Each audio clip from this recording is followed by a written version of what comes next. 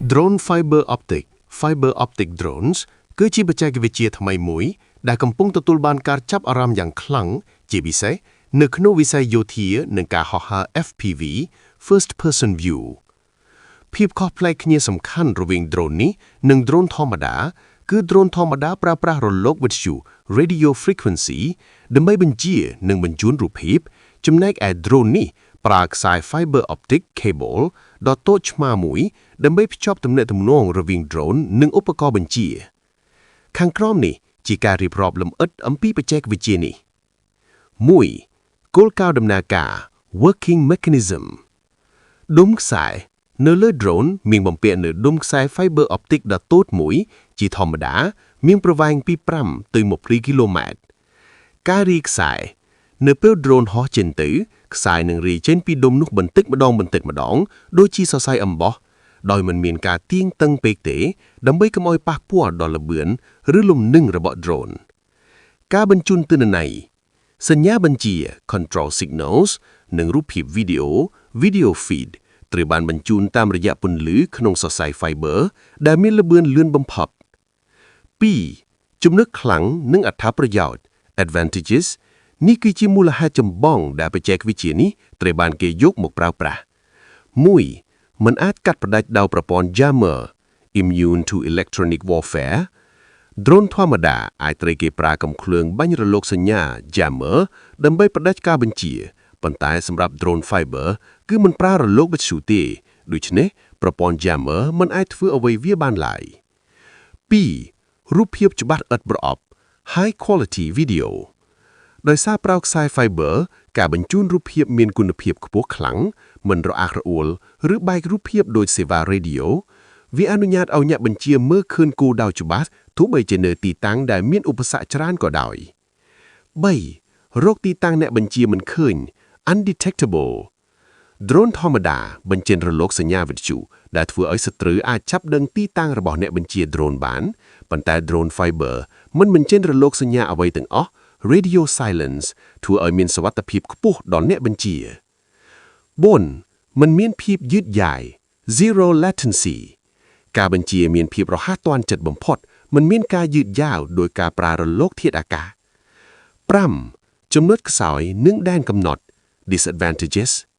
ទោះបីជាមានចំណុចល្អច្រើនប៉ុន្តែវាក៏មានកម្រិតមួយដែរ 1. ឧបសគ្គរូបវិទ្យា Physical Obstaclesខ្សែ Fiber អាចនឹងដាច់ប្រសិនបើវាទាក់នឹងដើមឈើអាគារឬខ្សែភ្លើង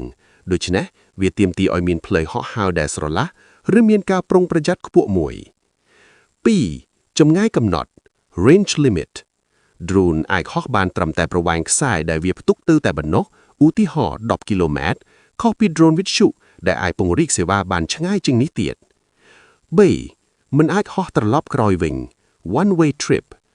ភាគច្រើននៃ drone ប្រភេទនេះគឺប្រើសម្រាប់មេសកម្មអត្តឃាតឬហោះទៅមិនត្រឡប់វិញព្រោះការរុំខ្សែត្រឡប់មកវិញគឺស្មុគស្មាញនិងពិបាកធ្វើនៅពេលហោះហើរទៅដោយ 4. ការប្រើប្រាស់ជាក់ស្ដែង Applications 1. វិស័យយោធាបច្ចុប្បន្នវាត្រូវបានគេប្រើប្រាស់យ៉ាងទូលំទូលាយក្នុងសង្គ្រាមទំនើបដូចជានៅអ៊ុយក្រែនហើយនិងរុស្ស៊ីដើម្បីកំទេចគោលដៅដោយមិនខ្លាយប្រព័ន្ធការពារអេឡិចត្រូនិក 2. ការរករត់នៅកន្លែងដែលមានវិទ្យុសមសកម្មឬរំខានសេវាប្រើនៅកន្លែងដែលមានការរំខានរលកវិទ្យុខ្លាំងដែល drone ធម្មតាមិនអាចហោះបានសរុបមក drone fiber optic គឺជាដំណោះស្រាយបច្ចេកទេសដ៏ឆ្លាតមួយដើម្បីយកឈ្នះលើសង្គ្រាមអេឡិចត្រូនិកទោះបីជាវាមានដែនកំណត់ខ្លះលើភាពបត់បែនរបស់ការហោះហើរក៏ដោយប្រវត្តិរបស់ការផលិត drone ប្រើខ្សែ fiber optic មិនមែនជារឿងថ្មីសុទ្ធសាធដែលទើបតែកើតឡើងនៅឆ្នាំ2023ឬ2024ទេវាមានឫសគល់ចេញពីបច្ចេកវិទ្យាមីស៊ីលតាំងពីសម័យសង្គ្រាមត្រជាក់មកម្ល៉េះខាងក្រោមនេះជាដំណាក់កាលនៃការវិវត្តរបស់វា 1. យុគសម័យមីស៊ីលដឹកនាំដោយខ្សែ The Wire Guided Missile Era 1960s 1970s មុននឹងមាន drone បច្ចេកវិទ្យានេះត្រូវបានគេប្រើលើគ្រាប់មីស៊ីលប្រឆាំងរថយន្ត ATGM បច្ចេកវិទ្យាដើមមីស៊ីលល្បីៗដូចជា TOW របស់អាមេរិកឬក៏ Malutka របស់សូវៀតប្រើខ្សែលោហៈស្ដាង ស្ពុងដើម្បីភ្ជាប់គ្រាប់មីស៊ីលទៅកាន់អ្នកបាញ់ អ្នកបាញ់មើលតាមកែវទៅយុហើយបញ្ជាក្របតាមរយៈខ្សែនោះប៉ុន្តែខ្សែស្ពង់មានទម្ងន់ធ្ងន់និងបញ្ជូនទិន្នន័យបានតិចមិនអាចបញ្ជូនរូបភាពច្បាស់ៗបានទេ 2. ការចាប់ផ្ដើមនៃ FOGM Fiber Optic Guided Missile 1980s 2000s នៅពេលដែលបច្ចេកវិទ្យា Fiber Optic រីកចម្រើនវិស័យយោធាចាប់ផ្ដើមជំនួសខ្សែស្ពង់ដោយខ្សែ Fiber កម្មវិធី FOGM សហរដ្ឋអាមេរិកបានបង្កើតកម្មវិធី FOGM ដើម្បីបង្កើតមីស៊ីលដែលមានកាមេរ៉ានៅខាងមុខហើយបញ្ជូនរូបភាពវីដេអូមកអ្នកបាញ់វិញតាមរយៈខ្សែ Fiber Optic នេះអនុញ្ញាតឲ្យគេបាញ់គោលដៅដែលមើលមិនឃើញពីកន្លែងបាញ់ Non-line of sight គម្រោង Polyfem នៅអឺរ៉ុបបារាំងអាល្លឺម៉ង់អ៊ីតាលីក៏ធ្លាប់អភិវឌ្ឍមីស៊ីល Fiber Optic ឈ្មោះ Polyfem ដែលអាចហោះបានទៅដល់60គីឡូម៉ែត្របញ្ហានៅសម័យនោះបច្ចេកវិទ្យានេះមានតម្លៃថ្លៃខ្លាំងនិងស្មុគស្មាញដូច្នេះវាមិនសូវត្រូវបានគេផលិតជាទ្រង់ទ្រីធំទេ 3. យុគសម័យ Drone FPV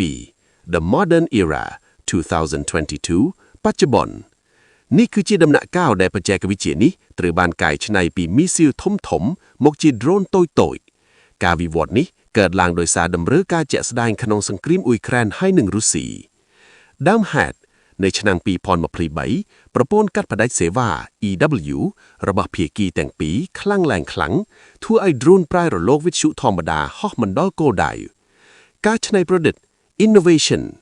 វិស្វករចាប់ផ្ដើមយកគំនិត FOGM ចាស់មកបំពាក់លើ drone FPV ដែលមានតម្លៃថោកជាង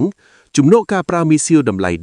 $10,000គេប្រើ drone តម្លៃ$500ឬ$1,000គេផលិតដុំខ្សែពិសេសដែលអាចរាយខ្សែបានលឿនដោយមិនដាច់នៅពេល drone ហោះក្នុងល្បឿន100គីឡូម៉ែត្រក្នុង1ម៉ោងការប្រើប្រាស់ដំបូង drone fiber optic ដំបូងដែលល្បីឈ្មោះគឺ Prince Vandal របស់រុស្ស៊ីដែលត្រូវបានគេឃើញប្រើប្រាស់វាយប្រហាររថយន្តប្រភេទពានជាប់អ៊ុយក្រែននៅតំបន់ Kursk ក្នុងឆ្នាំ2024បច្ចុប្បន្នក្រុមហ៊ុននៅអឺរ៉ុបនិងចិនក៏កំពុងចាប់ផ្ដើមផលិត drone ប្រភេទនេះដើម្បីលក់ជាលក្ខណៈពាណិជ្ជកម្មដែរ